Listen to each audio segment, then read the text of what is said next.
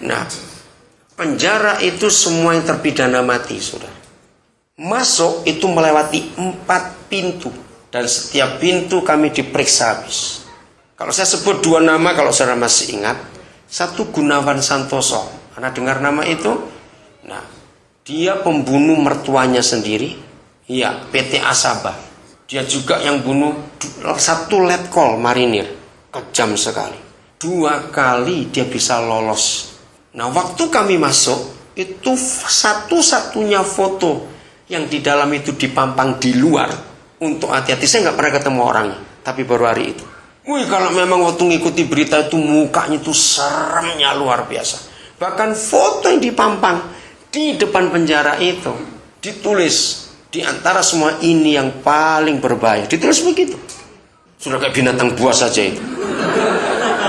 Tapi begitu kami masuk, saudara, ketemu orangnya. Berubah setelah dia bertobat.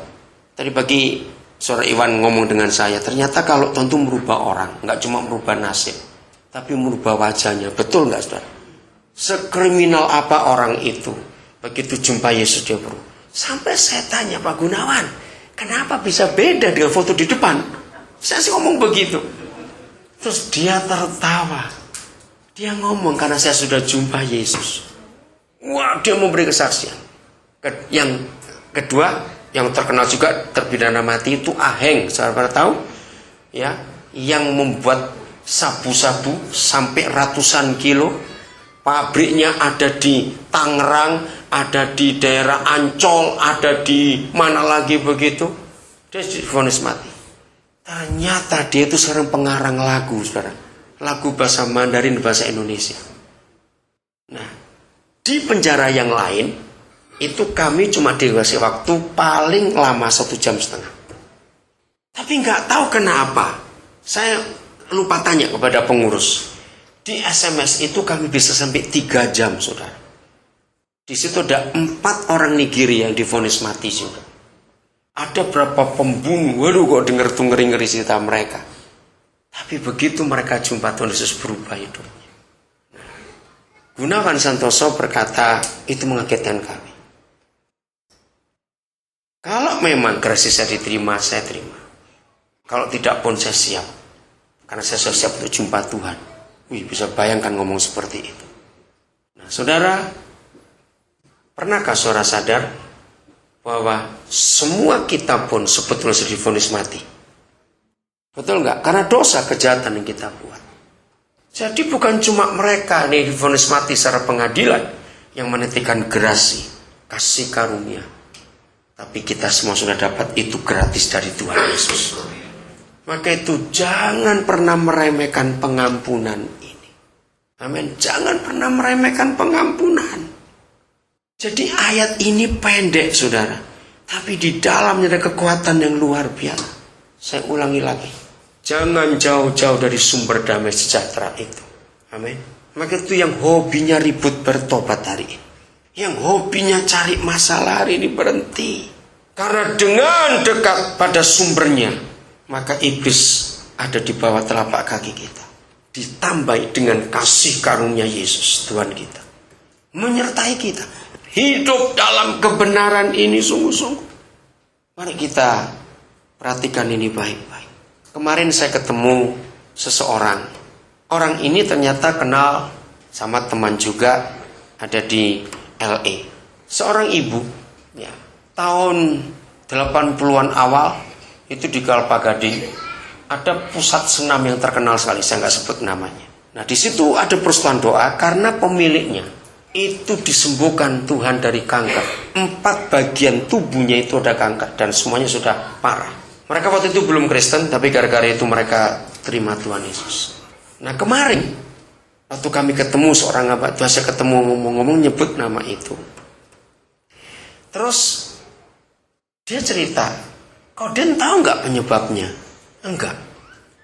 Mereka cuma punya 2 anak. Ternyata yang terakhir 2 anak ini buat masalah yang berat sekali. Nah, gara-gara itu kankernya kambuh kembali yang sudah lebih 20 tahun. Nah, akhirnya kami diskusi, kalau saudara belajar, yang di dalam tubuh kita semua, yang namanya manusia ini, sel kanker itu ada, betul nggak? Semua kita punya. Saudara baca jurnal medis. Medis itu mengatakan pemicu utama sel kanker untuk hidup itu adalah stres dan kepahitan. Ngeri nggak, saudara? Ngeri sekali. Padahal waktu saya ke LA terakhir, saya telepon.